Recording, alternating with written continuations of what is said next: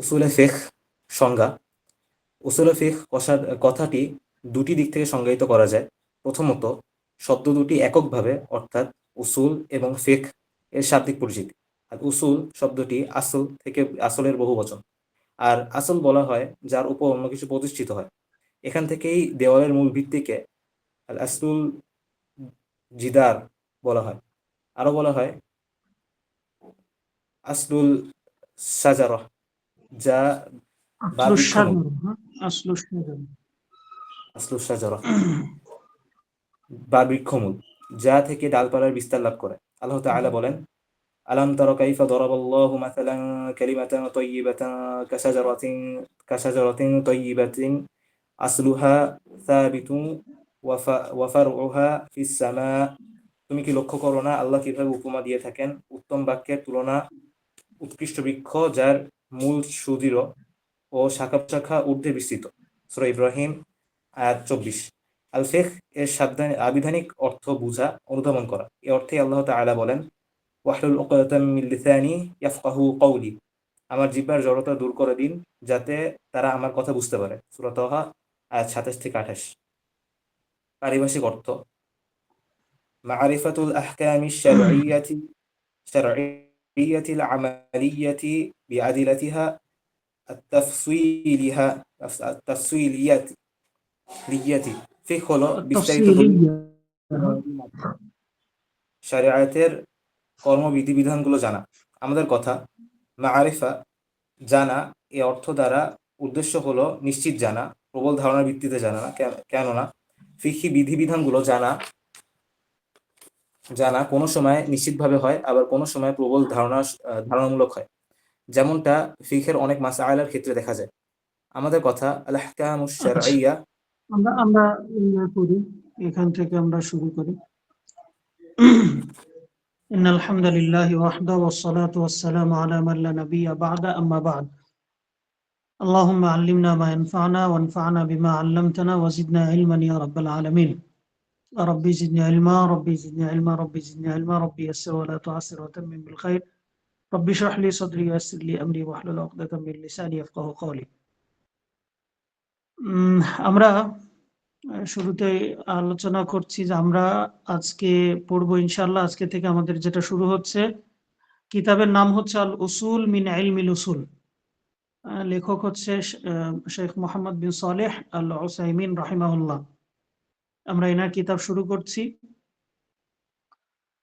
আর শুরুতে আমাদের জেনে রাখা দরকার যে আসলে আমরা এখানে আমি যেটা বলছিলাম আগে, যে আমরা এখানে তার মানে 3 গ্রুপ একসাথে ইনশাল্লাহ ক্লাস করব। সেটা হচ্ছে যে আমাদের অনলাইনে আমাদের কিছু ভাই আছেন, তারা ইনশাল্লাহ এই ক্লাস করছেন। সেই সাথে হচ্ছে আমাদের ইনশাআল্লাহ আগামী পরশু শনিবার থেকে আমাদের খুলনায় আল মাআহাদ আস সালাফি মাদ্রাসায় যারা 10ম শ্রেণীতে আছে তারা ইনশাআল্লাহ সংযুক্ত হবে।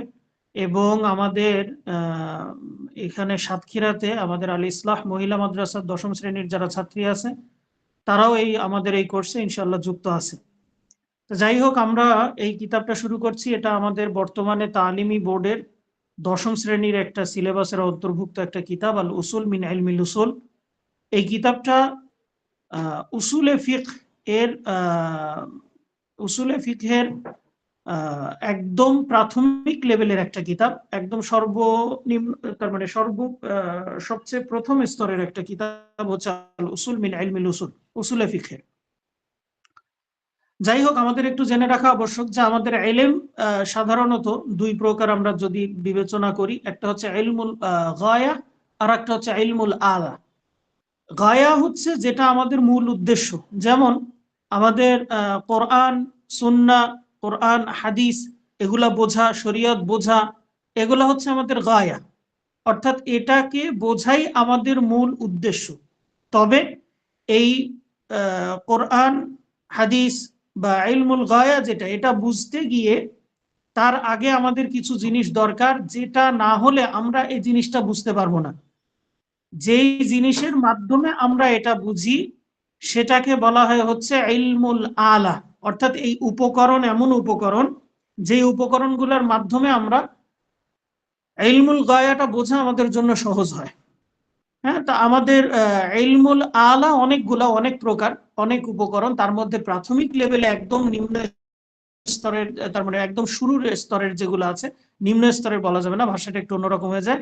শুরুর স্তরের যেগুলো আছে সেগুলো হচ্ছে নাহু সরফ আমরা বলতে পারি, কারণ আরবির বেসিক যেটা বলা চলে একদম, এটাকে হচ্ছে ইলমুল আলার একদম বেসিক পর্যায়ে, লুগাত, বিভিন্ন ধরনের শব্দার্থ ইত্যাদি। আর ইলমুল আলার মধ্যে উঁচু স্তরের কিছু আছে, যেগুলার মধ্যে একটা হচ্ছে আল উসুলুল ফিকহ। এটা হচ্ছে উঁচু স্তরের দিকে, ইলমুল আলার উঁচু স্তরের দিকে। যাই হোক, আমরা যেহেতু আমরা ইলমুল আলার উঁচু স্তরের একটা কিতাব শুরু করছি, এবং আমরা এখানে বিভিন্ন ধরনের বিভিন্ন স্তরের, আমরা বিভিন্ন স্তরের অনেক স্টুডেন্ট আছি আমরা, সুতরাং আমরা সকলের দিকে লক্ষ্য করে আমরা এই বিষয়টা অতটা গভীরে যাব না, বেসিক যেহেতু, সুতরাং আমরা সেইভাবে খুব সংক্ষিপ্ত আকারে, বেসিক আকারে রাখার চেষ্টা করব। আর যেহেতু আমাদের এটা খুব সংক্ষিপ্ত সময়ের একটা কোর্স, এই জন্য আমরা এটাকে খুব সংক্ষিপ্ত সময়ে, খুব সংক্ষিপ্ত আকারে শেষ করার চেষ্টা করব ইনশাআল্লাহ। যাই হোক, আমরা শুরুতে শুরু করছি। লেখক এখানে প্রথমত মূল কিতাব শুরু করেছেন, উসুলে ফিকহ নামে নামকরণ করেছেন, তার মানে উসুলে ফিকহ দিয়ে শুরু করেছেন। উসুলে ফিকহ শব্দটাকে লেখক বলছেন যে শব্দ দুটি, তার মানে দুইটি শব্দের সমন্বয়ে গঠিত হচ্ছে উসুলে ফিকহ। তার আগে আরেকটা বিষয় বলে নেওয়া দরকার, যে আমরা কোর্সের শুরুতে বলেছিলাম যে এই কিতাবটা মূলত যাদের যাদের আরবি ব্যাকগ্রাউন্ড আছে তাদের জন্য বেশি উপকার লাভ হবে তাদের জন্য।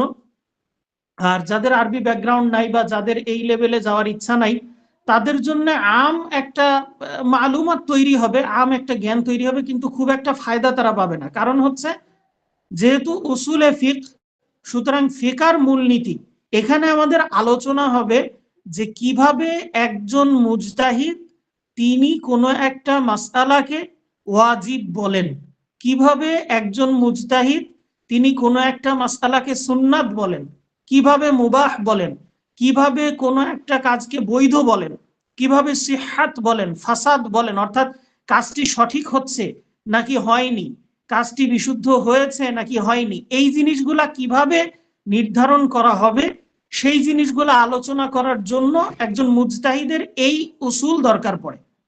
সুতরাং এই উসুলটা সাধারণ মানুষের দরকার পড়ে না, এই উসুল দরকার পড়ে মুজতাহিদের।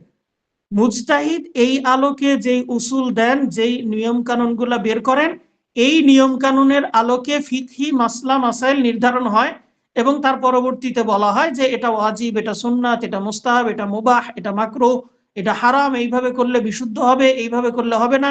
এই যে ফলাফলটা, এই ফলাফলটা হচ্ছে সাধারণ মানুষের জন্য উপকারী। উসুলটা সাধারণ মানুষের সকলের জন্য উপকারী না, এটা এক নির্দিষ্ট দলের জন্য উপকারী। কিন্তু অমুমান যেহেতু আমাদের জেনে থাকা আবশ্যক যে কিভাবে একজন মুজতাহিদ এই কাজগুলা করেন, সেই দৃষ্টিকোণ থেকে আমরা খুব সংক্ষিপ্ত আকারে এই বইটা পড়ার চেষ্টা করব ইনশাআল্লাহ।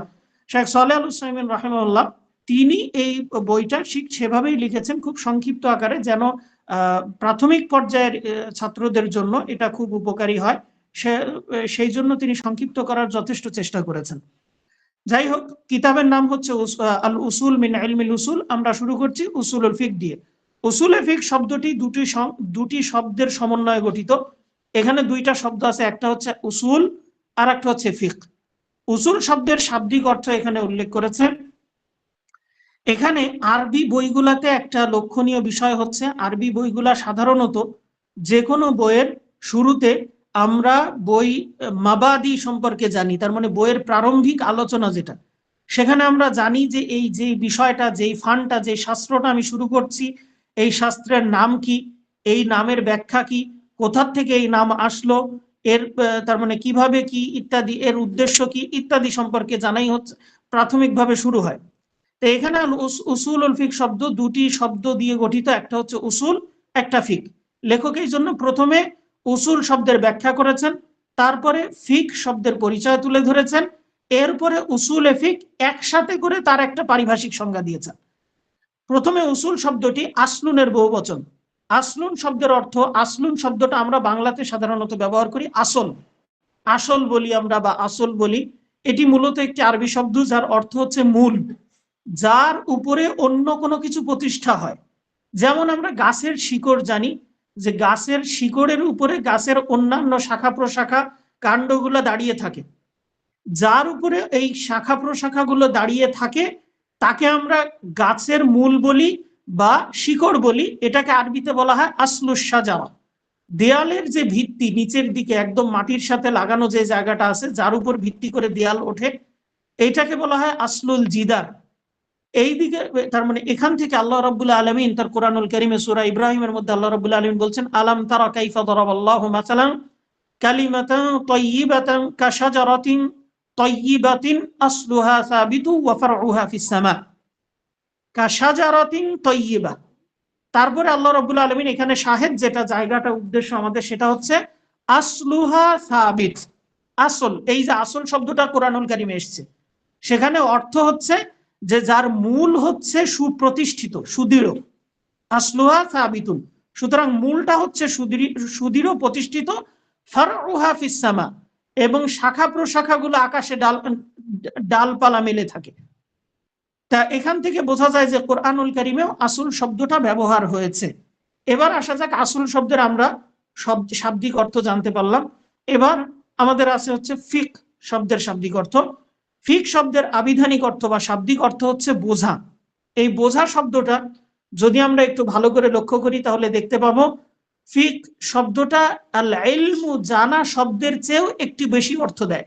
অর্থাৎ কোনো একটা জিনিস জানা এবং বোঝা, এই দুইটার মাঝে পার্থক্য আছে। জানা মানে আমি শুধুমাত্র জানলাম, কিন্তু বোঝা মানে আমি গভীরভাবে জানলাম, সূক্ষ্মভাবে জানলাম।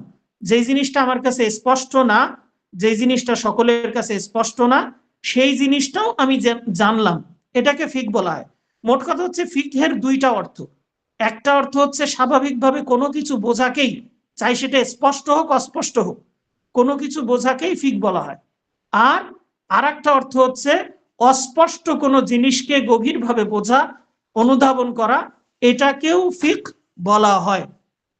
আল্লাহ রাব্বুল আলামিন এই আলোকে বলছেন, ওয়াহলুল উকদাতাম মিন লিসানি ইয়াফকাহু কওলি। মুসা আলাইহিস সালাতু ওয়াস সালামের উদ্ধৃতি দিয়ে আল্লাহ রাব্বুল আলামিন বলছেন যে মুসা আলাইহিস সালাম আল্লাহর কাছে দোয়া করেছিলেন, হে আল্লাহ, ওয়াহলুল উকদাতাম মিন লিসানি, আমার জিহ্বার জড়তা আপনি দূর করে দেন। ইয়াফকাহু কওলি, যেন তারা আমার কথা বুঝতে পারে। আমার কথার যে জড়তা, অস্পষ্টতা আছে, এটা যেন তাদের কাছে অনুধাবন করা, তার মানে তারা যেন এটা বুঝতে পারে, তাদের কাছে যেন অস্পষ্টতা না থাকে, এই দোয়া করেছিলেন। সুতরাং এখান থেকে যেটা উদ্দেশ্য সেটা হচ্ছে ফিক শব্দটা কোরআনুল কারীমে এসেছে, যেমনি ভাবে আসল শব্দটাও এসেছিল তেমনি ভাবে ফিক শব্দটাও কোরআনুল কারীমে এসেছে, এবং যার অর্থ হচ্ছে বোঝা, বুঝতে পারে। এখন আসা যাক ফিকহের পারিভাষিক সংজ্ঞা কি। ফিকহের শাব্দিক অর্থ আমরা জানলাম। ফিকহের পারিভাষিক সংজ্ঞা হচ্ছে মারিফাতুল আহকামিশ শারঈয়্যাতিল আমালিয়্যাতি বিআদিল্লাতিহাত তাফসিলিয়্যা। আমরা আগেও বলছি যে উসুলে ফিক এটা কিন্তু ইলমুল আলা গুলার মধ্যে একটু উঁচু লেভেলের। সুতরাং এখানে প্রত্যেকটা শব্দ, তার মানে প্রত্যেকটা বাক্য তো অবশ্যই, এমনকি প্রত্যেকটা শব্দের মাঝেই কোনো না কোনো দিক নির্দেশনা আছে, বা কোনো না কোনো কিছু অনর্থক কোনো কিছু সাধারণত লেখা হবে না এখানে। খুব সংক্ষিপ্ত আকারে যেহেতু বলার চেষ্টা করেছেন, এই জন্য এখানে সেরকম কোনো কিছুই হবে না। এখন আল ফিক শব্দের পারিভাষিক সংজ্ঞা যেটা, সেটা হচ্ছে মারিফাতুল আহকামিশ শারঈয়্যাতিল আমালিয়্যাতি বিআদিল্লাতিহাত তাফসিলিয়্যা। এখানে লেখক পরবর্তীতে সম্পূর্ণ সংজ্ঞার ব্যাখ্যা দিয়েছেন। আমরা শুরুর দিকে একটু দেখি। সেটা হচ্ছে শাব্দিক অর্থ হচ্ছে ফিক হলো মারিফা। মারিফা মানে হচ্ছে জানা। আল আহকামুশ শারঈয়্যা, আহকামুশ শারঈয়্যা মানে শরীয়তের বিধানাবলী, শরীয়তের বিধান জানা। আল আমালিয়্যা, আমালিয়্যা মানে হচ্ছে কর্মমূলক, যেগুলো কাজ করা হয়, কর্মগত কাজ করা। বিআদিল্লাতিহাত তাফসিলিয়্যা, বিস্তারিত দলিলের মাধ্যমে, বিস্তারিত দলিলের মাধ্যমে। এখানে প্রত্যেকটা শব্দের মধ্যেই কিছু না কিছু তথ্য আছে। যেমন মারিফা, মারিফা মানে জানা। এখন আমাদেরকে আগে জানতে হবে যে জানার স্তর কয়টি। উসুলে ফিকহের আলোকে যদি আমরা লক্ষ্য করি তাহলে মারিফা শব্দের অর্থ আল মারিফাতু ওয়াল ইদরাকু, মানে জানা বা বোঝা। এই জিনিসটা মারিফা, এই যে জানা, এর ওলামায়ে কেরাম এটাকে 6টা স্তরে বিভক্ত করেছেন। এটা বোঝার জন্য আমি একটু বলছি, সেটা হচ্ছে ওলামায়ে কেরাম যে কোনো জিনিস অনুধাবন করাটাকে 6টা স্তরে বিভক্ত করেছেন। মারিফাকে না, যে কোনো জিনিস অনুধাবন করাকে। যেমন 6টা স্তর কি কি? প্রথম স্তর, তার মানে প্রথম স্তর হচ্ছে কোনো একটা জিনিস জানার ক্ষেত্রে 6টা স্তর আছে। প্রথম স্তর হচ্ছে আল ইলমু। প্রথম স্তর হচ্ছে আল ইলমু, মারিফ, কোন একটা জিনিস জানার প্রথম স্তর হচ্ছে আল ইলম। ইলম শব্দের অর্থ হচ্ছে কোনো একটা জিনিস যেভাবে আছে ঠিক ওইভাবে জানাকেই হচ্ছে আল ইলম বলা হয়। যেমন আমি জানি যে উপরে আদায় করা ওয়াজিব, এটা আমি ওইভাবে জানলাম যেভাবে আছে। তার মানে সালাত আমার উপরে আদায় করা ওয়াজিব, আসলেই ওয়াজিব, আমি জানিও ওয়াজিব। সুতরাং এটাকে বলা হয় হচ্ছে ইলম। জানার প্রথম স্তর বা হচ্ছে ইলম। যেমন যেমন আমরা বললাম যে সালাত আদায় করা আমাদের উপর ওয়াজিব, এটা হচ্ছে বাস্তবেই আমাদের উপরে ওয়াজিব, এবং আমি জানলামও আমাদের উপরে আদায় করা ওয়াজিব। তখন আমার এই জানাটাকে বলা হবে আল ইলম। 2 নম্বর জানার স্তর হচ্ছে জন বা ধারণা করা। জন, সেটা হচ্ছে যে কোনো একটা জিনিস আমি জানি যে এটা, তবে সম্ভাবনা আছে যে এখানে অন্য আর একটা কিছু থাকার সম্ভাবনা আছে। যেমন উদাহরণস্বরূপ আমরা বলতে পারি ব্যবহৃত অলংকার, যেই অলংকার ব্যবহার করে মহিলারা, এই অলংকারে জাকাত আছে কি না যদি আমরা দেখি, তাহলে দেখব যে এই ব্যাপারে ইখতিলাফ হয়ে গেছে ওলামায়ে কেরামের মাঝে। কেউ বলছেন যে ব্যবহৃত অলংকার জানা, ব্যবহৃত অলংকারের মধ্যে জাকাত আছে, কেউ বলছেন জাকাত নাই। দলিল যার কাছে যেটা স্পষ্ট হচ্ছে, যার কাছে দলিল স্পষ্ট হচ্ছে যে ব্যবহৃত অলংকারে জাকাত আছে, সে তখন বলছে যে হ্যাঁ, ব্যবহৃত অলংকারে জাকাত দিতে হবে।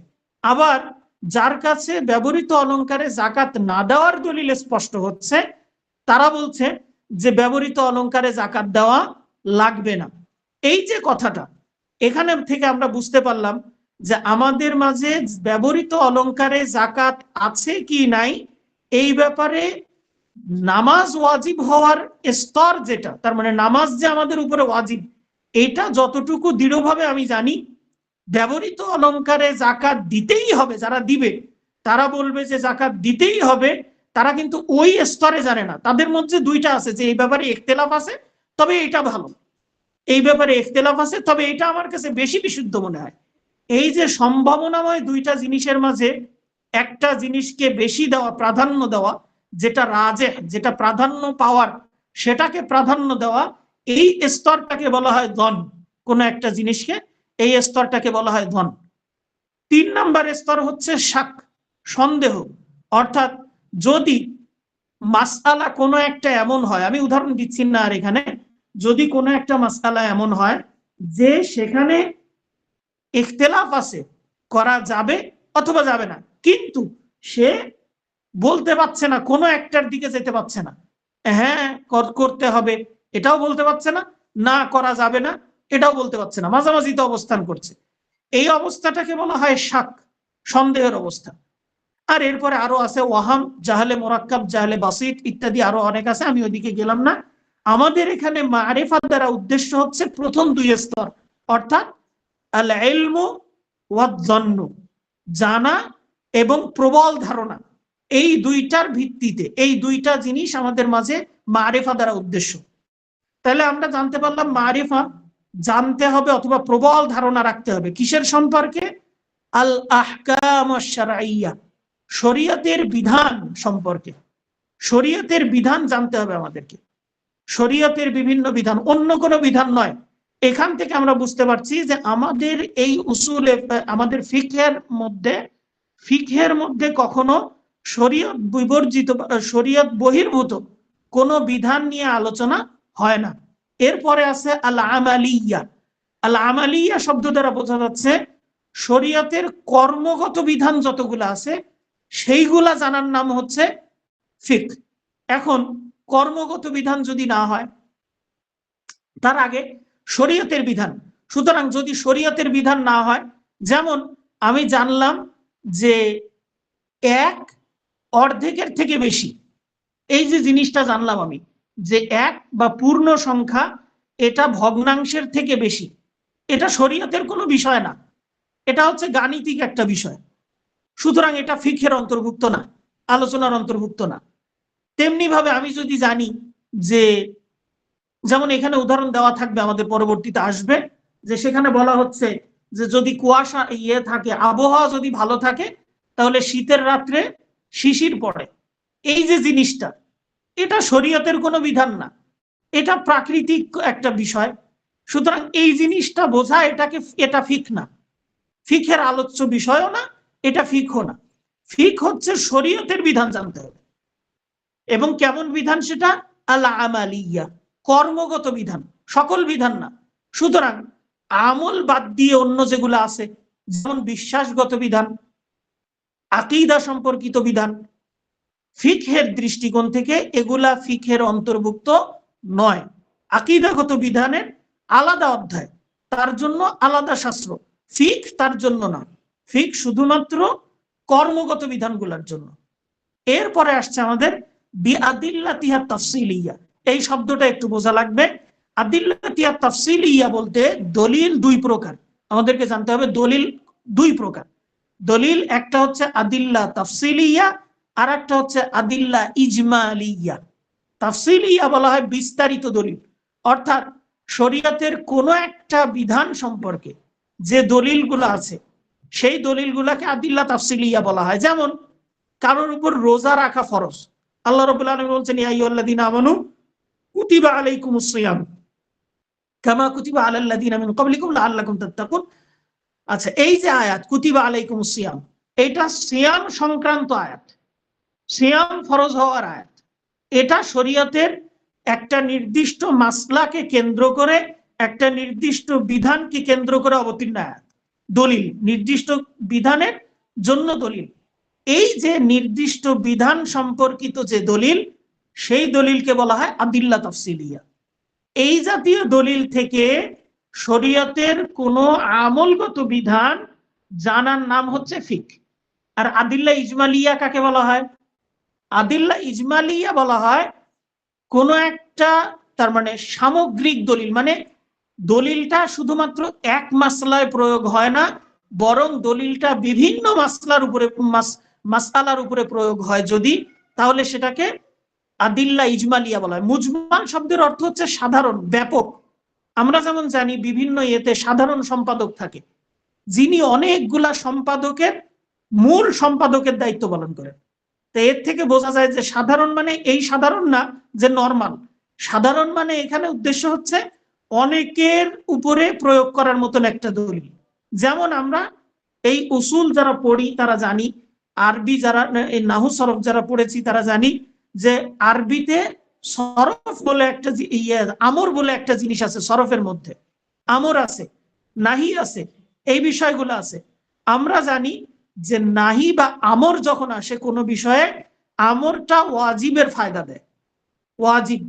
আল্লাহ রাব্বুল আলামিন বললেন ওয়া আকিমিস সালাহ, তাইলে এখানে তুমি নামাজ সালাত প্রতিষ্ঠা করো। ওয়া আকিমুস সালাহ আছে কত জায়গায়, ওয়া আতুজ যাকাত আছে কত জায়গায়।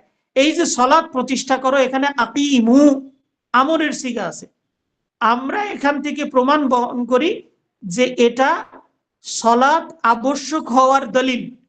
এই ওয়া আকিমুস সালাহ যদি আমি বলি যে এটা নামাজ ফরজ হওয়ার দলিল, তাহলে এটা হচ্ছে দলিলে তাফসিলি, কারণ শুধুমাত্র সালাতের জন্য এই দলিল।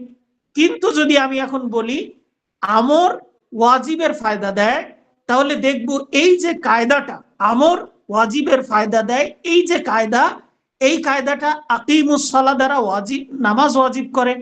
আতুজ যাকাত, আতু এটাও আমরের সিগা, এর মাধ্যমে যাকাত ফরজ করে। সুতরাং এই একই দলিল, অর্থাৎ আমর ওয়াজিবের ফায়দা দেয়, এই কায়দাটা বিভিন্ন মাসলার উপরে প্রয়োগ হয়। সুতরাং এটাকে বলা হয় আদিল্লা ইজমালিয়া। যাই হোক, আমরা সেই দিকে যাব না, আমাদের এখানে বলা হচ্ছে সুতরাং আমাদের কথা মারিফা দ্বারা জানা, মারিফা জানা এই শব্দ দ্বারা উদ্দেশ্য হলো নিশ্চিত জানা, ওই যে বলেছিলাম আল ইলমু, নিশ্চিত জানা বলতে ইলম স্তরের প্রবল ধারণার ভিত্তিতে জানা, যেটাকে বলেছিলাম আমরা আয-যন্ন। ইলম, আল ইলমু এবং আয-যন্ন, এই দুই স্তর মারিফা দ্বারা উদ্দেশ্য। কেননা ফিকহি বিধিবিধানগুলো জানা কোনো সময় নিশ্চিত ভাবে হয়, আবার কোনো সময় প্রবল ধারণামূলক ভাবে হয়। যেমনটা উদাহরণ আমরা দিয়েছি যে নিশ্চিত ভাবে হয় কিভাবে, যেমন যদি আমি বলি সালাত আদায় করা ওয়াজিব, এটা আমরা সকলে নিশ্চিত ভাবে জানি, কোনো সন্দেহ নেই। সিয়াম পালন করা ওয়াজিব বা ফরজ, এটা আমরা নিশ্চিত ভাবে জানি, কোনো সন্দেহ নেই। কিন্তু জাকাতুল হলি, ব্যবহৃত অলংকারের জাকাত দেওয়া হবে কিনা, এটার ব্যাপারে ইখতিলাফ আছে। ইখতিলাফি মাসআলাগুলোতে আমি যেগুলা দলিল আছে উভয় পক্ষের, তখন আমি নিশ্চিত নই, কিন্তু আমার প্রবল ধারণা, আমি যে মতটা গ্রহণ করছি দলিলের ভিত্তিতে আমার কাছে প্রবল ধারণা হচ্ছে যে এটাই সঠিক, কিন্তু আমি ওই স্তরের যেতে পারছি না। এটাকে বলা হচ্ছে জন, ফিকের দৃষ্টিকোণ থেকে। যেমনটা ফিকের অনেক মাস যে আমরা তারপরে পড়ি।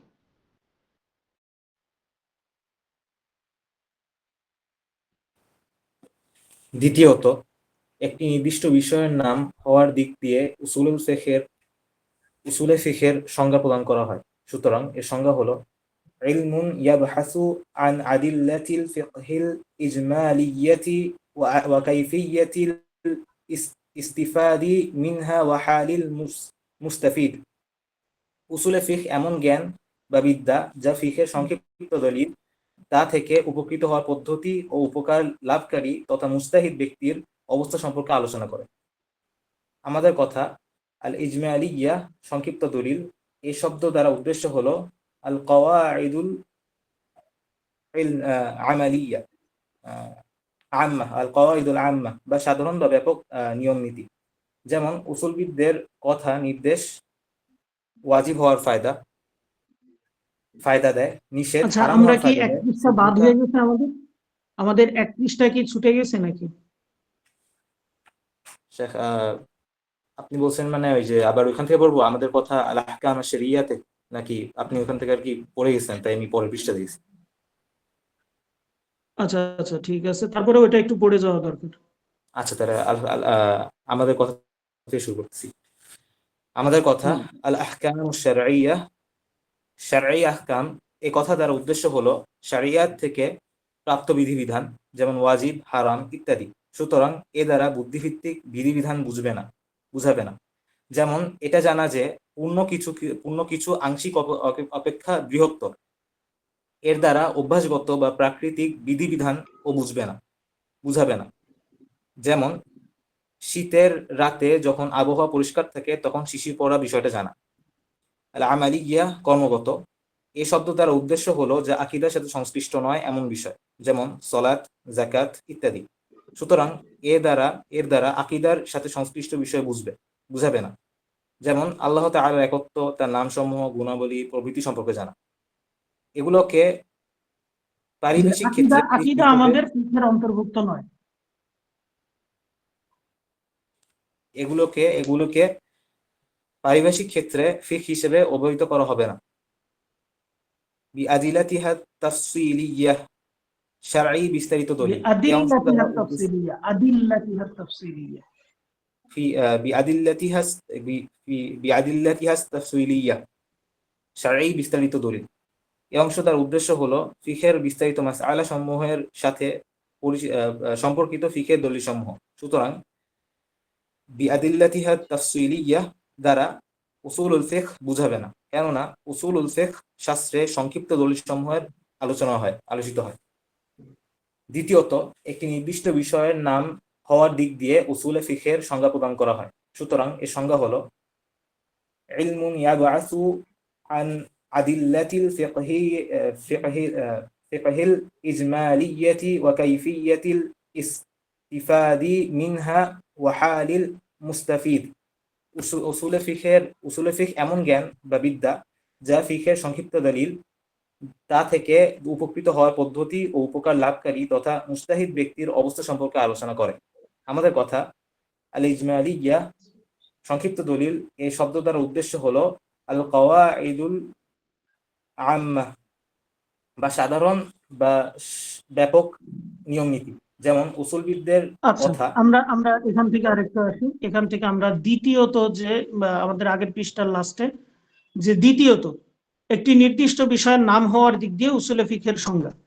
তার মানে আমরা শুনেছি, প্রথমে আলোচনা করেছি যে আল উসুলুল ফিক দুটি শব্দ দিয়ে গঠিত।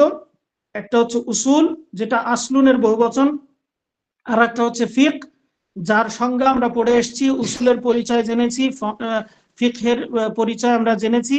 এবার দুটাকে একসাথে করলে যে উসুলুল ফিক হয় বা ফিকহের মূলনীতি, এই ফিকহের মূলনীতি বলতে কি বুঝছি এটার সংজ্ঞা, এটাকে পারিভাষিক সংজ্ঞা বলা হয়।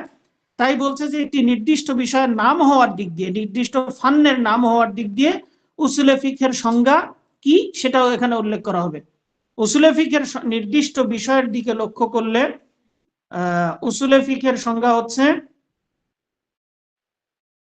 ইলমুন, উসুলে ফিক হচ্ছে এমন একটা ইলম, এমন একটা জ্ঞান, এমন একটা শাস্ত্র, এমন একটা বিদ্যা, ইউবহাসু আন আদিল্লাতিল ফিকহিল ইজমালিয়া। ওই যে আমরা আগে বলেছিলাম আদিল্লা তাফসিলিয়া এবং আদিল্লা ইজমালিয়া।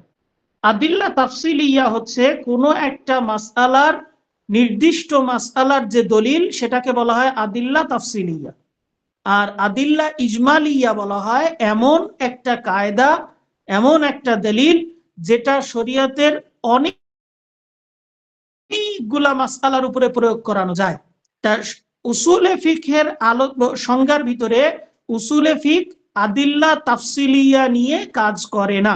আদিল্লা তাফসিলিয়া নিয়ে কাজ করার কাজ হচ্ছে ফিকা শাস্ত্রের। উসুলে ফিক কোন দলিল নিয়ে কাজ করে? উসুলে ফিক দলিল কাজ করে হচ্ছে আদিল্লা ইজমালিয়া নিয়ে, অর্থাৎ কায়দা নিয়ে, এমন কায়দা যে কায়দাগুলো অনেকগুলা মাসআলার উপরে প্রয়োগ করা যায়। তাই বলছে ইলমুন এমন একটা শাস্ত্র যা ইউবাহাসু বা ইয়াবাহাসু, যেটা আলোচনা করে আন আদিল্লাতিল ফিকহিল ইজমালিয়া, অর্থাৎ ফিকহের সংক্ষিপ্ত দলিল, সংক্ষিপ্ত প্রমাণ, মানে যেটা সংক্ষিপ্ত, এখানে শব্দটার অর্থ বাংলাতে করা হয়েছে সংক্ষিপ্ত। আমরা সংক্ষিপ্ত বাংলাতে করলেও আমি ইজমালিয়া দ্বারা বোঝাচ্ছি যেটা যে অনেক কিছুর উপর দালালাত করে এমন দলিল। ওয়াকাইফিয়াতুল ইস্তিফাদাতি মিনহা, এবং এই দলিলগুলা দিয়ে আমি কিভাবে ফায়দা অর্জন করব। এই দলিলগুলা কেমন? যেমন আমি আগে একটা দলিল দিয়েছি, যেমন আমর ওয়াজিবের ফায়দা দেয়। এইটা একটা কায়দা, এটা একটা আদিল্লা তাফসিলি, আদিল্লা ইজমালি। আদিল্লা ইজমালি হচ্ছে আমর ওয়াজিবের ফায়দা দেয়। কোরআনুল কারিমে রাসূলুল্লাহ সাল্লাল্লাহু আলাইহি ওয়াসাল্লামের সুন্নাতে যেখানেই আমর পাওয়া যাবে, যেখানেই আমর পাওয়া যাবে সেখানেই আমাকে দেখতে হবে যে ওয়াজিবের ফায়দা দিচ্ছে, সেটাই তখন আমাকে বুঝতে হবে এটা ওয়াজিবের ফায়দা দিচ্ছে। ইল্লা, তবে যদি কারি না থাকে, অন্য কোনো কারণে সেই আমরটাকে আমর থেকে নাদবের দিকে নিয়ে যায় বা সুন্নতের দিকে নিয়ে যায়, সেটা ব্যতীত স্বাভাবিকভাবে কোরআন এবং সুন্নায় যেখানেই রসুলের পক্ষ থেকে আমরের সিগা, নির্দেশ সূচক কোনো কিছু আসবে, তখন বুঝতে হবে আমার সেই কাজটা করা আমার উপরে আবশ্যক। এটা হচ্ছে একটা ইজমালি দলিল। ঠিক তেমনি ভাবে নাহি হারামের ফায়দা দেয়। যদি আমরা নাহির সিগা কোথাও পাই, ওয়ালা তাকরাবুজ জিনা, তোমরা জেনার নিকটবর্তী হও না, এখান থেকে কি বোঝা যায় যে নাহির সিগা এসছে, সুতরাং এটা হারামের ফায়দা দিবে, যে এর থেকে বোঝা যাচ্ছে জেনা করা হারাম। ঠিক তেমনি ভাবে ওয়ালা তাশরাবিল খামর, তুমি মদ পান করো না, নেশা জাতীয় দ্রব্য পান করো না, এর থেকে বোঝা যাচ্ছে যেখানেই নেশা, তার মানে নাহির সিগা আসছে, সেটা তার মানে নেশা জাতীয় দ্রব্য পান করা হারাম। সুতরাং এখানে বোঝা যাচ্ছে হারাম। কিভাবে বুঝলাম? কারণ নাহির সিগা আসছে। সুতরাং নাহির সিগা আসলে বুঝতে হবে সেটা হারামের ফায়দা দেয়। এটা হচ্ছে আদিল্লা ইজমালিয়া। 2 নম্বর ওয়াকাইফিয়াতুল ইস্তিফাদাতি মিনহা, এই আদিল্লা ইজমালিয়া দিয়ে আমি কিভাবে ফায়দা অর্জন করব, কিভাবে আমি বুঝবো। আদিল্লা ইজমালিয়া আমাকে দেওয়া আছে কোরআনুল কারীমের, হাদিসের থেকে, আরবি থেকে অনেক আদিল্লা ইজমালিয়া বের করা আছে। সেই আদিল্লা ইজমালিয়া গুলো আমি কোরআন এবং সুন্নাতে কিভাবে প্রয়োগ করব, সেটার পদ্ধতি উসুলে ফিকে শেখা যাবে। অর্থাৎ আমি জানলাম কোনো এক জায়গায় যে আমর ওয়াজিবের ফায়দা দেয়, নাহির হারামের ফায়দা দেয়, তবে কারিনা আসলে আমরটা সুন্নাতের ফায়দা দেয়, এই যে আদিল্লা ইজমালি গুলা জানতে পারছি, এই আদিল্লা ইজমালিয়া দিয়ে কোরআনের আয়াত অথবা সুন্নাতের থেকে কিভাবে হুকুম বের করব সেটা জানতে পারা যাবে উসুলে ফিকের মাধ্যমে। ওয়াহালিল মুস্তাফিদ, মুস্তাফিদ শব্দের অর্থ হচ্ছে যিনি উপকার লাভ করেন। ফিকহের ক্ষেত্রে উপকার লাভকারী হচ্ছে মুজতাহিদ, উসুলে ফিকহের ক্ষেত্রে উপকার লাভকারী হচ্ছে মুজতাহিদ। কারণ মুজতাহিদ এটা স্বাভাবিক, আমি আগেও বলেছি যে সাধারণ মানুষ উসুলে ফিক দ্বারা উপকৃত হতে পারবে না, উপকৃত হবে হচ্ছে মুজতাহিদ। সুতরাং মুজতাহিদ কে, মুজতাহিদ হওয়ার জন্য কি দরকার, মুজতাহিদ কিভাবে ফায়দা অর্জন করবে, মুজতাহিদ কখন হবে, ইত্যাদি সমস্ত বিষয় নিয়ে যে শাস্ত্রের মধ্যে জানা যাবে সেটাকেই বলা হয় উসুলে ফিক বা ফিকা মূলনীতি। এখানে আমাদের কথা আল ইজমালিয়া, এই শব্দ দ্বারা আল কাওয়াইদুল আম্মা বা ব্যাপক বা সাধারণ নিয়ম নীতি উদ্দেশ্য। যেমন উসুলবিদদের কথায় নির্দেশ, আমি যেটাকে আমর শব্দ বলেছি এর আগে, নির্দেশ ওয়াজিবের ফায়দা দেয়, নিষেধ হারামের ফায়দা দেয়, শুদ্ধতা বাস্তবায়নের দাবি করে। এই শব্দটার মানে কি? শুদ্ধতা বাস্তবায়নের দাবি করে মানে কি? মানে হচ্ছে যে আমি আমার উপরে ধরেন যে রোজা রাখা, রোজা রাখা আমি কিভাবে রোজা রাখবো, সিয়াম পালন করবো আমি কিভাবে, সুবহে সাদিক থেকে শুরু করে সূর্যাস্ত পর্যন্ত যাবতীয় খাওয়া পানাহার করা, রোজা ভঙ্গকারী যাবতীয় কাজকর্ম থেকে বিরত থাকার মাধ্যমে আমি রোজাকে বাস্তবায়ন করব। এখন যদি আমি এই কথা অনুযায়ী সুবহে সাদিক থেকে শুরু করে সূর্যাস্ত পর্যন্ত এই সমস্ত কাজ থেকে বিরত থাকি, তাহলে বোঝা যাবে যে আমি এই কাজটা শুদ্ধভাবে করলাম এবং আমার এই কাজটা বাস্তবায়ন হলো। তাহলে এই যে শুদ্ধতা, আমি শুদ্ধভাবে করেছি, শুদ্ধতা এটা একটা কায়দার নাম। এই কায়দাটাকে বলা হচ্ছে যে যদি কারোর কোনো কাজ শুদ্ধ হয়, বিশুদ্ধ হয়, তাহলে তাকে সে সেই কাজটা বাস্তবায়ন করেছে বলে ধরা হবে। রাসূলুল্লাহ সাল্লাল্লাহু আলাইহি ওয়াসাল্লামের হাদিস, ওই যে হাদিসটা, যেই ব্যক্তিকে রাসূলুল্লাহ সাল্লাল্লাহু আলাইহি ওয়াসাল্লাম বললেন যে ইরজি ফাসাল্লি ফাইন্নাকা লাম তুসাল্লি, তুমি যাও, ফিরে যাও, আবার সালাত আদায় করো, কারণ তুমি সালাত আদায় করোনি। কারণ হচ্ছে ওই ব্যক্তি বিশুদ্ধভাবে সালাত আদায় করতে পারছিল না। রাসূলুল্লাহ সাল্লাল্লাহু আলাইহি ওয়াসাল্লাম বারবার তাকে ফেরত দিচ্ছিলেন যে তোমার সালাত বাস্তবায়ন হচ্ছে না, তুমি ফেরত যাও, তোমার সালাত বাস্তবায়ন হচ্ছে না, তুমি ফেরত যাও। এইভাবে তাদেরকে বারবার করে এইভাবে তাকে ফেরত দিচ্ছিলেন। দেওয়ার মাধ্যমে রাসূলুল্লাহ সাল্লাল্লাহু আলাইহি ওয়াসাল্লাম বললেন যে বিশুদ্ধ হচ্ছে না, সুতরাং বাস্তবায়ন হচ্ছে না, বাস্তবায়ন হতে গেলে বিশুদ্ধ হওয়া লাগবে। তাই এই বিশুদ্ধ হওয়া এটা একটা হচ্ছে এটা একটা কায়দা ইজমালিয়া, সকল ইবাদতের উপরে এই শব্দটা প্রয়োগ হবে, সালাত হোক, সিয়াম হোক, হজ হোক, যাকাত হোক, সকল ক্ষেত্রে। এর দ্বারা বিস্তারিত দলিল প্রমাণ বের হয়ে গেছে। বিস্তারিত দলিল প্রমাণ বলতে এখানে উদ্দেশ্য হচ্ছে ওই যে ফিকহের সংজ্ঞার মধ্যে পড়েছিলাম আদিল্লা তাফসিলিয়া, সেটা বের হয়ে গেছে। কারণ উসুলে ফিক কখনো শুধুমাত্র সালাত নিয়ে আলোচনা করবে না, শুধুমাত্র আকিমুস সালাহ বলবে না, এখানে বিস্তারিত অনেক আলোচনা হবে। অতএব তার মানে এখানে ইজমালি কায়দাগুলো নিয়ে আলোচনা হবে, বিস্তারিত কায়দা নয়। অতএব বিস্তারিত দলিল প্রমাণের আলোচনা উসুলে ফিকহে উল্লেখিত হবে না, তবে শুধুমাত্র নিয়ম নীতির উদাহরণ হিসাবে আলোচনা করা হবে। উদাহরণ পেশ করা যেতে পারে, কিন্তু এটা এর আলোচ্য বিষয় নয়। এখন বলছে আমাদের কথা ওয়া কাইফিয়াতুল ইস্তিফাদাতি মিনহা, এই কথা দ্বারা উদ্দেশ্য হলো শব্দের মর্মার্থ ও তার বিধিবিধান। অর্থাৎ আমি একটা শব্দ দিয়ে কিভাবে বুঝবো যে এই শব্দটা কিসের ফায়দা দিচ্ছে। আমি কখনো বুঝতে পারি আমের ফায়দা দেয়, আমি জানি, যারা আরবি পড়েছেন, যারা আরবি গ্রামার পড়েছেন তারা জানেন আরবি শব্দগুলো কখনো আমের ফায়দা দেয়, কখনো খাস হয়, কখনো মুতলাক হয়, কখনো মুকাইয়াদ হয়, কখনো নাসিখ হয়, কখনো মানসুখ হয়, ইত্যাদি আরবি কায়দায় আছে যে আরবি শব্দের মাধ্যমে অথবা বাক্যের আগে পরের মাধ্যমে অথবা সিয়াক সাবাক দেখে এই বিষয়গুলো নির্ধারণ হয়। যেমন আল্লাহ রাব্বুল আলামিন কোরআনুল কারীমে বলছেন ইউসিকুমুল্লাহু ফি আওলাদিকুম লিযযাকারি মিসলু হাযযিল উনসায়াইন। আল্লাহ রাব্বুল আলামিন কোরআনুল কারীমে বলছেন যে আল্লাহ রাব্বুল আলামিন তোমাদেরকে ওয়াসিয়াত করেছেন তোমাদের সন্তানের ব্যাপারে, যে তোমাদের সন্তানদের মিরাজ বন্টন হবে লিজ্জাকারি মিসলু হাজ্জুল উনসায়াইন, অর্থাৎ পুরুষরা 2 জন মহিলার সমান পাবে, 2 জন মেয়ের, 1 জন ছেলে 2 জন মেয়ের সমান পাবে। যাই হোক, এখানে কথা হচ্ছে যে আউলাদিকুম, এই শব্দটা আল্লাহ রাব্বুল আলামিন তোমাদের সন্তানদের ব্যাপারে এই নির্দেশ দিয়েছেন। এখন এই যে তোমাদের সন্তান, তোমাদের সন্তান দ্বারা কি জায়েদের সন্তান, নাকি আমরের সন্তান উদ্দেশ্য, নাকি খালেদের সন্তান উদ্দেশ্য? শুধু বলছে না, জায়েদেরও না, আমরেরও না, খালেদেরও না, বরং পৃথিবীর বুকে সকল মুসলিমের, সকল মানুষের জন্যই সম্বোধিত এটা, যে আল্লাহ রাব্বুল আলামিন সকলকেই সম্বোধন করেছেন যে সবার সন্তান, এই অঙ্গিকে মিরাজ বন্টন হবে সবার সন্তানের জন্য। এখন কথা হচ্ছে, তাহলে এটা আমের ফায়দা দিল, খাস কোথায়? রাসূলুল্লাহ সাল্লাল্লাহু আলাইহি ওয়াসাল্লাম বলছেন যে সকলের জন্য মিরাজ বন্টন হবে ইল্লাল আম্বিয়া, নবীরা কখনো মিরাজ রেখে যান না। লাম ইউরিসু দিনারান ওয়ালা দিরহামান, নবীরা কখনো মিরাজ রেখে যান না। ওয়ালাকিন ওয়াররাসুল ইলমা, বরং নবীরা হচ্ছে ইলম রেখে যান। এই জায়গা থেকে খাস হয়ে গেল যে নবীর সন্তান মিরাজের মাল পাবে না, মিরাজ পাবে হচ্ছে অন্যরা, নবীদের। এটা তাহলে এখানে বোঝা গেল যে আরবিতে আম আছে, খাস আছে, আমাকে এটা নির্ধারণ করা শিখতে হবে। মুতলাক আছে, মুকাইয়াদ আছে।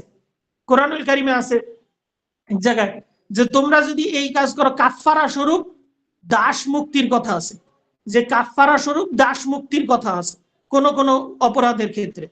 আবার কোন অপরাধের ক্ষেত্রে আছে দাস, মুমিন দাস হওয়া লাগবে, শুধু দাস হলে হবে না। তাহলে এক জায়গায় মুতলাক, মুতলাক মানে সাধারণভাবে রেখে দেওয়া হয়েছে, যে কোনো দাস মুক্ত করলেই কাফারা আদায় হয়ে যাবে।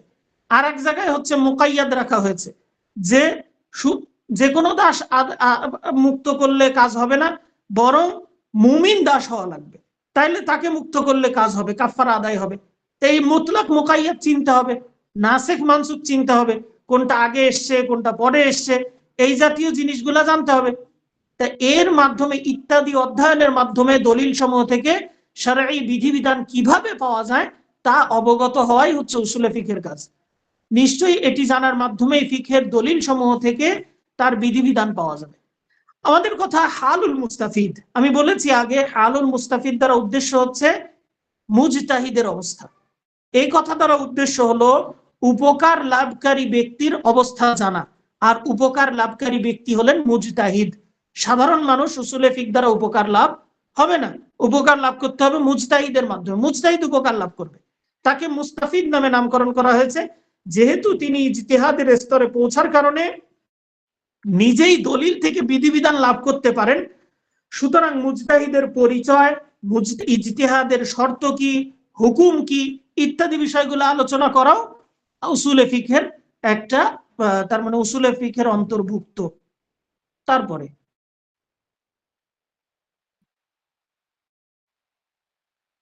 ওস্তাদ, আমাকে একটু আজান দিতে যাইতে হবে, তো আমার পরে আর কি অন্য কেউ করুক, তানভীর ভাই অন্য কেউ এখন বাকিটুকু আর কি। আচ্ছা আচ্ছা, ঠিক আছে। আচ্ছা, আফান শেখ।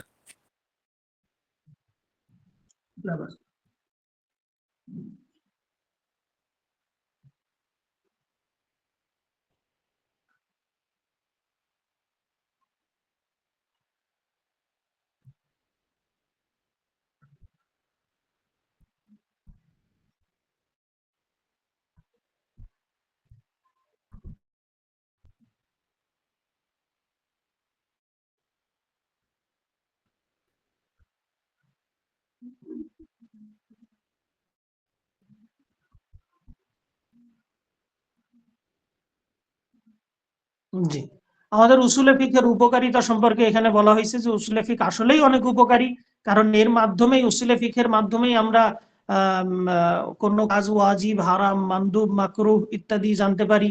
তারপরে হচ্ছে অনেক সাধারণ চলতে ফিরতে ইত্যাদি অনেক যেগুলা ফিকহি মাসলা মাসাইল গুলা উসুলে ফিকের মাধ্যমেই বের হয়, এই জন্য এটা খুবই উপকারী। আর এই বিষয়ে স্বতন্ত্র কোনো কিতাব ইতিপূর্বে ছিল না, রসুলের জামানায়ও ছিল না, রাসূলুল্লাহ সাল্লাল্লাহু আলাইহি ওয়াসাল্লামের জামানায় ছিল না, সাহাবায়ে কেরামের সময় ছিল না, তাবেঈদের সময় ছিল না। ইমাম শাফিঈ রাহিমাহুল্লাহ তিনি এসে সর্বপ্রথম আর রিসালা নামক এই কিতাব রচনা করেন এই উসুলে ফিকের ব্যাপারে। পরবর্তীতে অনেক ওলামায়ে কেরাম বিভিন্ন, তার মানে এরকম গদ্য আকারে, কেউ কবিতার ছন্দে ছন্দে উসুলে ফিক লিখেছেন, কেউ সংক্ষিপ্ত আকারে লিখেছেন, কেউ বিস্তারিত আকারে লিখেছেন, বিভিন্ন বিভিন্ন কাঠামো অনুযায়ী উসুলে ফিক পরবর্তীতে সংকলন করেছেন। আচ্ছা, তারপরে আমরা এখানে সময় দরকার নেই, সামনে আগে।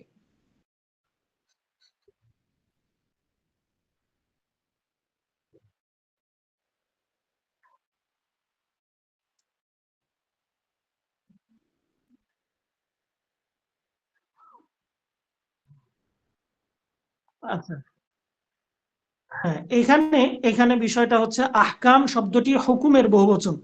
আহকাম শব্দের পরিচয় জানা দরকার আমাদের। আহকাম শব্দটি হুকুমের বহুবচন। হুকুম হচ্ছে কোন একটা, তার মানে মুকাল্লাফ ব্যক্তি, আগে মুকাল্লাফ ব্যক্তি কাকে বলে সেটা বুঝতে হবে। মুকাল্লাফ হচ্ছে যেই সমস্ত ব্যক্তির উপরে শরীয়তের দায়িত্ব পালন করা বা দায়িত্ব আরোপিত হয়। আর এরা কারা? এরা হচ্ছে মুসলিম, বালেগ, আকেল, ঠিক আছে? এরা হচ্ছে বুলুগ এবং অকুল, অর্থাৎ শিশু না, পাগল না। যদি এরকম হয় তাহলে তাকে মুকাল্লাফ বলা হয়। আর কিছু কিছু জায়গায় শর্ত আছে ইসলাম, সেটা আলাদা কথা, কিন্তু বুলুগ এবং অকুল এই দুইটা যদি থাকে, শিশু না হয় এবং যদি জ্ঞান থাকে, তাকে মুকাল্লাফ বলা হয়। এমন ব্যক্তির কর্মের সাথে সংশ্লিষ্ট, অর্থাৎ এই জাতীয় ব্যক্তিরা যাদের উপরে শরীয়তের বিধিনিষেধ আরোপিত হয়, তারা কিভাবে কাজ করবে সেই কাজের বিধান সম্পর্কিত সংশ্লিষ্ট শরীয়তের যে খেতাব, শরীয়তের খেতাব বলতে কোরআন এবং হাদিসের দলিল, কোরআন এবং হাদিসের দলিলে মুকাল্লাফ ব্যক্তির কাজ সম্পর্কে যে দিক নির্দেশনা দেওয়া হয়েছে সেটাই হচ্ছে হুকুম। চাই সেটা তলব আকৃতিতে হোক। তলব মানে কি? তলব মানে হচ্ছে নির্দেশ অথবা নিষেধ। তলব মানে নির্দেশ অথবা নিষেধ, অর্থাৎ কাউকে চাওয়া হচ্ছে তুমি এই কাজটা করো, অথবা বলা হচ্ছে তুমি এই কাজটা করো না, আমি তোমার কাছে এটা তলব করলাম, তাহলে এটা বলা হচ্ছে তলব। তলব মানে হচ্ছে নির্দেশ বা নিষেধ, অথবা কারোর কাছে কোনো কিছু চাওয়া যেটা। আর তাখইর বলা হয় কোনো একটা জিনিস ইচ্ছা স্বাধীন দিয়ে দেওয়া, তাকে ইচ্ছা দিয়ে দেওয়া, তার ইচ্ছাধীন করে দেওয়া, যে আমি তোমাকে এই জিনিসটা অনুমতি দিলাম, তুমি ইচ্ছা করলে করতেও পারো, ইচ্ছা করলে নাও করতে পারো। এরকম কিছু জিনিসও থাকতে পারে কর্মমূলক, অথবা প্রতীকী বিধান বা কিছু দাবি। যেমন যে আমাকে ধর, যে সূর্য যদি ঢলে পড়ার পরেই আমাকে জোহরের সালাত আদায় করতে হবে, এই যে নির্দেশ, এখানে সূর্য ঢলে পড়াটা আমার উপর আবশ্যক না, সূর্য স্থির রাখা আমার উপর আবশ্যক না, বরং সূর্য ঢলে পড়লে এটা একটা প্রতীক, এটা একটা সময়, এটা হলে আমার উপর আবশ্যক হচ্ছে সালাত আদায়, জোহরের সালাতের সময়ের মধ্যে অন্তর্ভুক্ত ঢুকে যাওয়া। সুতরাং এই জাতীয় যে জিনিসগুলা, যেগুলা মুকাল্লাফ ব্যক্তির কাজের সাথে সংশ্লিষ্ট, এইরকম জিনিসগুলাকে আহকাম বলা হয়। এই জাতীয় জিনিসগুলাকে খেতাব ও শারআ দ্বারা এখানে উদ্দেশ্য হচ্ছে কোরআন এবং সুন্নাহ, অর্থাৎ কোরআন এবং হাদিসের যে সমস্ত দলিল মুকাল্লাফ ব্যক্তির কাজের সাথে সংশ্লিষ্ট, সেগুলাই শুধুমাত্র আহকাম, আহকামের আওতাভুক্ত, আহকামের মধ্যে আসে আর কি।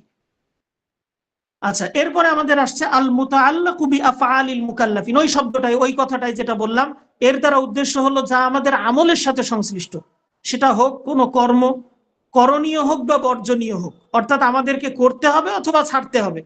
আকিমুস সালাহ, নামাজ পড়তে হবে, এটা কাজের সাথে সম্পৃক্ত। আবার হচ্ছে ওয়ালা তাশরাবুল খামর, যে তোমরা মদ পান করো না, এটা ছাড়ার সাথে সম্পৃক্ত। সুতরাং উক্ত বক্তব্য দ্বারা আকীদা সংশ্লিষ্ট যত বিষয় সব বের হয়ে গেছে। অতএব এই পরিভাষা অনুযায়ী আকীদা সংশ্লিষ্ট বিষয়কে হুকুম হিসাবে অভিহিত করা যাবে না, অভিহিত করা হবে না। আমাদের বক্তব্য মুকাল্লাফিন, এর দ্বারা শরীয়তের দায়িত্বপ্রাপ্ত ব্যক্তি দ্বারাকে উদ্দেশ্য করা হয়েছে, যেটা আমি বললাম এর আগে, যে শিশু এবং পাগল এর অন্তর্ভুক্ত হবে না। সুতরাং শিশুর উপরে শরীয়তের কোনো দায়িত্ব নাই, পাগলের উপরে শরীয়তের কোনো দায়িত্ব নাই। আমাদের বক্তব্য মিন তলাবিন, ওই যে তলব শব্দ, কোন তলব, তলব দ্বারা আমি এর আগে বলছি যে তলব দ্বারা উদ্দেশ্য হচ্ছে কোনো আদেশ, কোনো নিষেধ। এই আদেশ নিষেধ আবার দুই রকমের হইতে পারে। আদেশটা হতে পারে অকাট্যভাবে, তার মানে আবশ্যকীয়তার ভিত্তিতে অথবা উত্তমতার ভিত্তিতে। নিষেধটা আবার দুই রকমের হতে পারে, আবশ্যকীয়তার ভিত্তিতে অথবা উত্তমতার ভিত্তিতে। অর্থাৎ আদেশ করলাম তুমি এখানে যাও, এর দ্বারা দুই রকমের উদ্দেশ্য, তোমার উপরে যাওয়া আবশ্যক অথবা তোমার যাওয়াটা ভালো।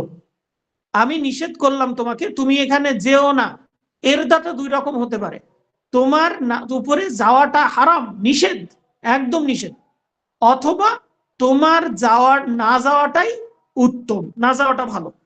এটা যদি আমরা আরবির দিকে লক্ষ্য করি, এই তলব দ্বারা আমাকে চার ধরনের হুকুমের কথা বলা হচ্ছে। একটা হচ্ছে ওয়াজিব, একটা হচ্ছে মানদুব, একটা হচ্ছে মাকরুহ, আর একটা হচ্ছে হারাম। চার ধরনের জিনিস এই তলব শব্দের মধ্যে চলে আসছে।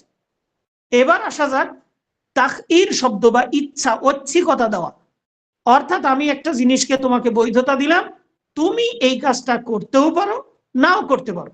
যেমন কোন একটা বৈধ খাবার খাওয়া, এই বৈধ খাবার খাওয়াটা আমার জন্য আবশ্যক না। আল্লাহ রাব্বুল আলামিন কুলু ওয়াশরাবু, তোমরা খাও পান করো।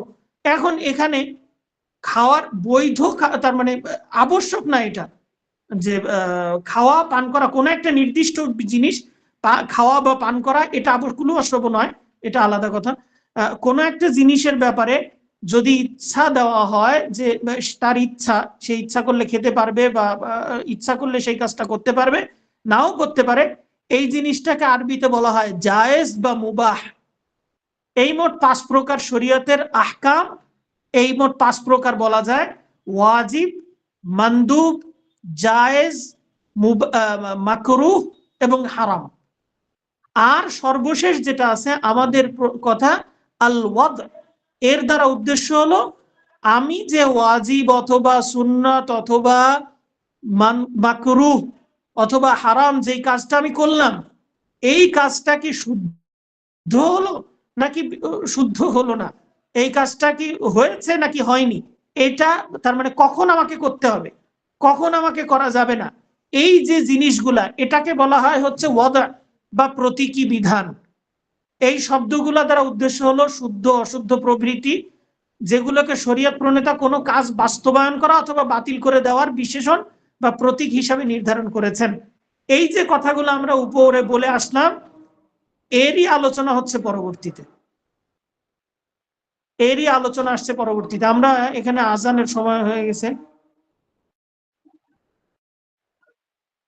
আজানের জন্য কি আমরা কিছুক্ষণ বিরতি দিই নাকি? আচ্ছা,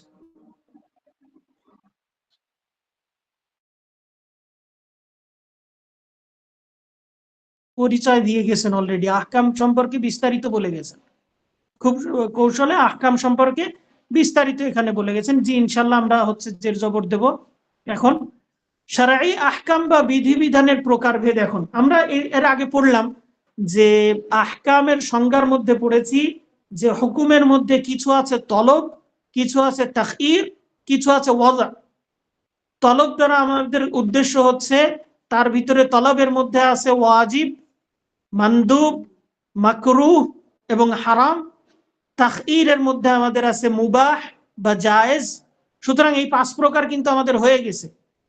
আর একটা আছে ওয়াদা। আচ্ছা, এই যে 6 প্রকার, মুহাদ্দিস ফকিহগণ বা উসুলবিদগণ, উসুলিগণ এই 6 প্রকারকে শরীয়তের আহকামকে 2 ভাগে বিভক্ত করেছেন। এখন আমরা সেটা আলোচনা করব যে শারঈ আহকাম বা বিধিবিধানের প্রকারভেদ, আকসামুল আহকামিশ শারঈয়াতি, শরীয়তের হুকুমগুলো বিধিবিধানগুলোর প্রকারভেদ। আমরা প্রকার অলরেডি পড়ে ফেলেছি, সেটাকে এখন আবার সাজিয়ে দিচ্ছে লেখক এখানে। শারঈ আহকাম 2 ভাগে বিভক্ত মূলত। একটা হচ্ছে আল আহকামুত তাকলিফিয়াতু, আহকামে তাকলিফিয়া, যেটা তলব এবং তাখইর এই 2 প্রকারের মধ্যে অন্তর্ভুক্ত। আহকামে তাকলিফিয়া অর্থাৎ দায়িত্বমূলক, আমার আপনার উপরে কি কাজ আবশ্যক, কোনটা হারাম, কোনটা মাকরুহ, কোনটা জায়েজ, কোনটা মানদুব সুন্নাত, কোনটা ওয়াজিব ফরজ ইত্যাদি।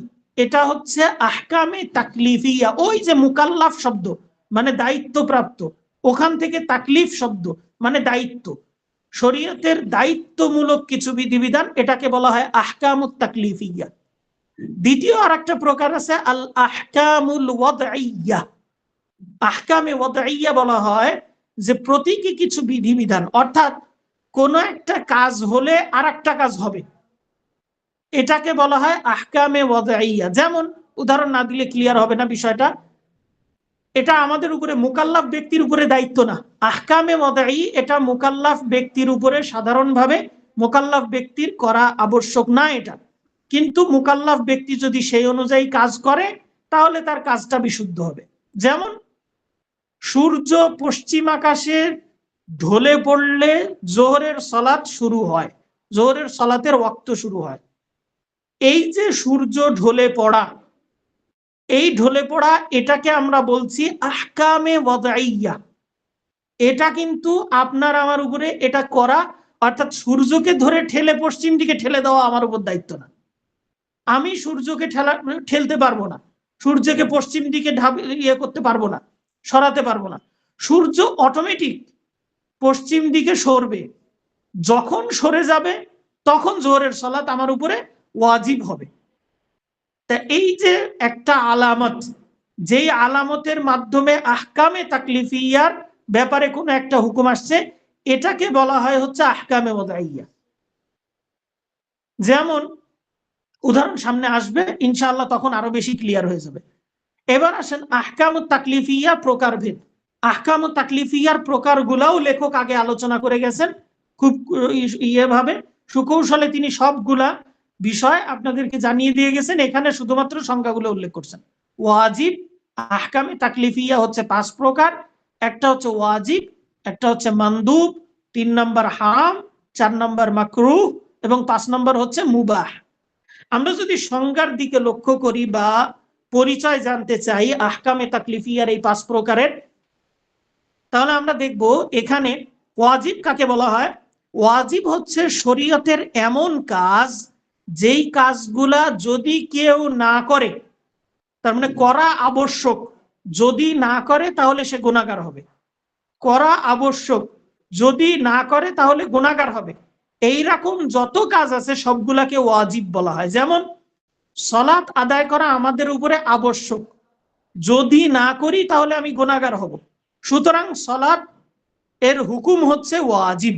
আহকাম, আহকামের মধ্যে যে হুকুম বললাম আমরা, হুকুমটা হচ্ছে ওয়াজিব। 5 প্রকারের কোন প্রকারে পড়বে? ওয়াজিব। সিয়াম পালন করা আমার উপরে আবশ্যক, যদি আমি সিয়াম পালন না করি তাহলে আমি গুনাহগার হব, শাস্তির মুখোমুখি হব। সুতরাং সিয়াম পালন করার হুকুম হচ্ছে ওয়াজিব। তাহলে ওয়াজিব হচ্ছে এমন কাজ যেই কাজ না করলে করা আবশ্যক, না করলে শাস্তির মুখোমুখি হবে। মানদুব 2 নাম্বার হচ্ছে মানদুব। মানদুব কাকে বলা হয়? মানদুব এমন কাজ যেই কাজটা করা ভালো, কিন্তু যদি না করে তাহলে সে গুনাহগার হবে না, শাস্তির মুখোমুখি হবে না। এইরকম যদি কোনো কাজ থাকে তাহলে সেটাকে বলা হয় মানদুব।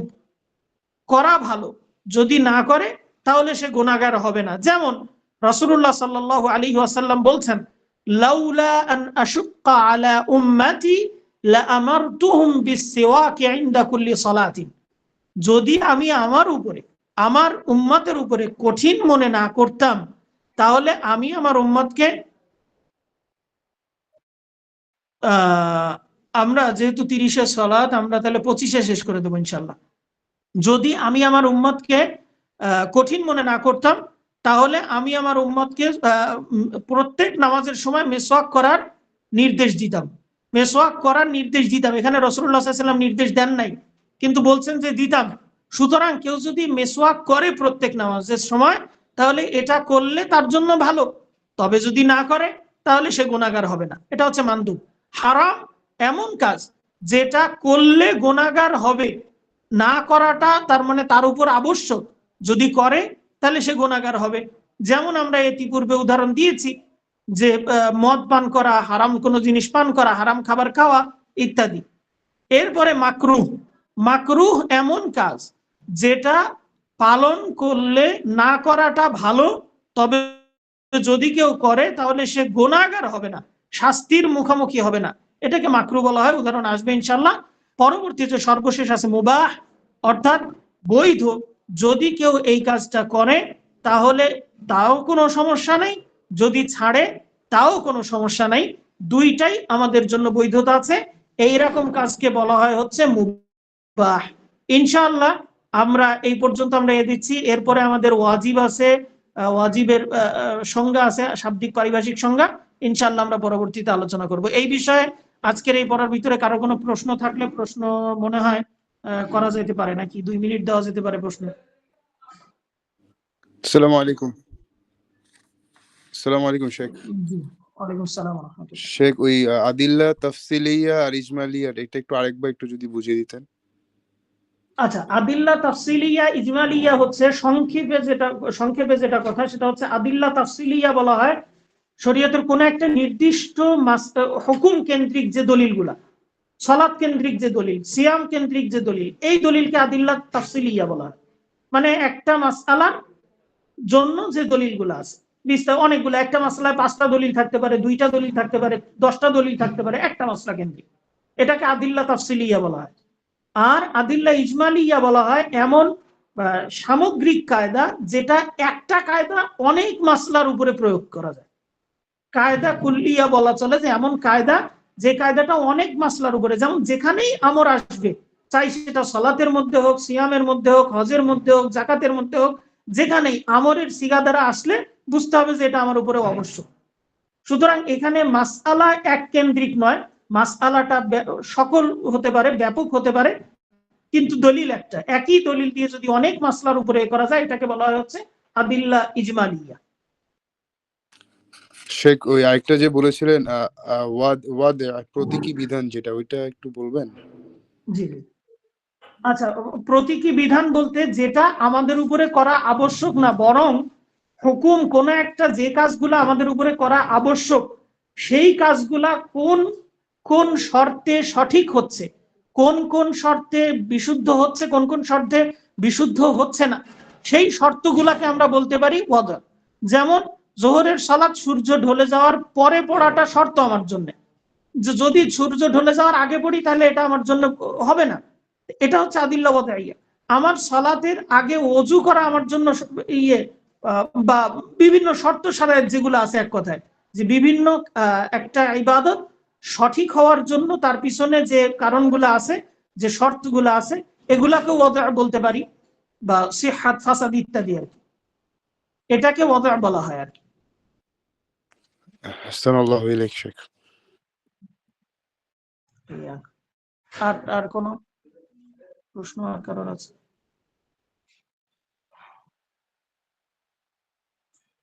আর যদি কোনো প্রশ্ন না থাকে তাহলে আমরা এখানে শেষ করতে পারি, কারণ 30-এ যেহেতু জামাত, আমরা এখানে শেষ করতে পারি। ইনশাআল্লাহ আগামীকালকে আবারও নির্ধারিত সময় ইনশাআল্লাহ আমাদের ক্লাস শুরু হবে ইনশাআল্লাহ।